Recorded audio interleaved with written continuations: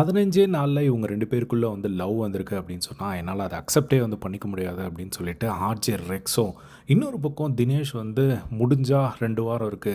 முடிஞ்சா நீ வந்து வீணா கூட வந்து கனெக்ஷன கிரியேட் பண்ணி நீ வந்து அ டேக் இட் ஃபார்வர்டா வந்து எடுத்துட்டு போ அப்படிங்கிற மாரி வந்து தினேஷ் வந்து சவால் விட்டதையும் வந்து நம்மளால வந்து பார்க்க முடியுது.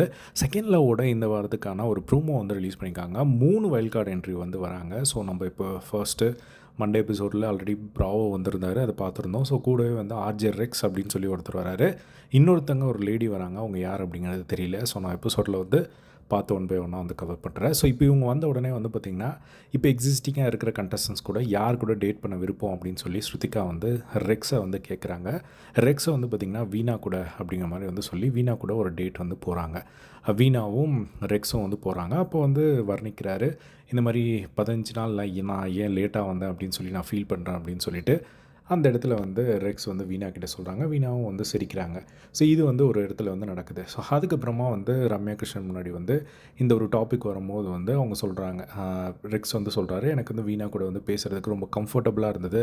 ஃப்யூச்சரை வந்து பிளான் பண்ணாங்களா அப்படிங்கிற மாதிரிலாம் வந்து நான் கேட்டிருந்தேன் அப்படின்னு சொல்லி ஏதோ ஒரு பாயிண்ட் வந்து சொல்கிறாங்க. அதுக்கப்புறமா உடனே வந்து அந்த இடத்துல வந்து பார்த்திங்கன்னா வீணா வந்து ஸ்டாப் பண்ணி, இங்கே பாரு ரெக்ஸ் ரெக்ஸ் வந்து நினச்சிட்ருக்காரு ஏதோ நாங்கள் 2 பேரும் நானும் தினேஷும் ஷோக்காக தான் இந்த மாதிரி இருக்கோம் அப்படின்னு சொன்ன உடனே ரெக்ஸ் வந்து ரிப்ளை பண்ணுறாரு, ஒரு 15 நாளில் லவ் அப்படின்னா என்னால் நம்பவே முடியல, என்னால் அக்செப்ட் பண்ண முடியல அப்படிங்கிற மாதிரி ரெக்ஸ் வந்து சொல்கிறாப்புல.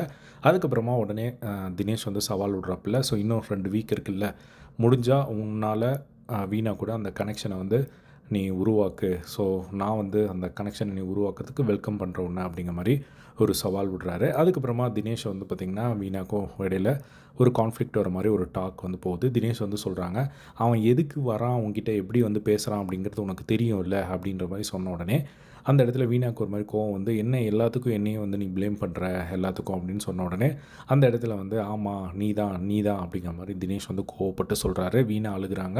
அதுக்கப்புறம் தினேஷ் அந்த இடத்துல வந்து மூவ் ஆன் பண்ண ட்ரை பண்ணும்போது வீணா வந்து சட்டையை பிடிச்சி இழுத்து நிற்க வைக்கிறாங்க. இல்லை போகாத அப்படின்னு சொல்லிட்டு தினேஷ் கிட்ட வந்து நிற்க வைக்கிறத வந்து பார்க்க முடிஞ்சது. ஸோ ஃபர்ஸ்ட் இருந்து இவங்க 2 பேருக்குள்ளே ஒரு நல்ல பாண்ட் இருந்துகிட்டு இருந்தது. பட் இப்போது வைல்ட் கார்டாக வந்து ஒருத்தர் உள்ளே வந்து அவர் இந்த மாதிரியான விஷயங்கள் வந்து பேசும்போது அது அப்படியே வந்து உடையுது. ஸோ கம்ப்ளீட்டாக இது ஒரு பிக் பாஸ் ஃபார்மேட் மாதிரி தான் வந்து போயிட்டுருக்கு.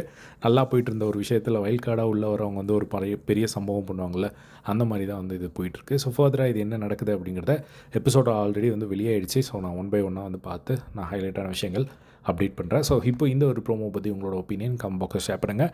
இதே மாதிரி எல்லா செகண்ட் லவ் அப்டேட்ஸ் தெரிஞ்சுக்க நம்மளோட சேனலை சப்ஸ்கிரைப் பண்ணி சப்போர்ட் பண்ணுங்கள். தேங்க்ஸ் ஃபார் வாட்சிங். பை.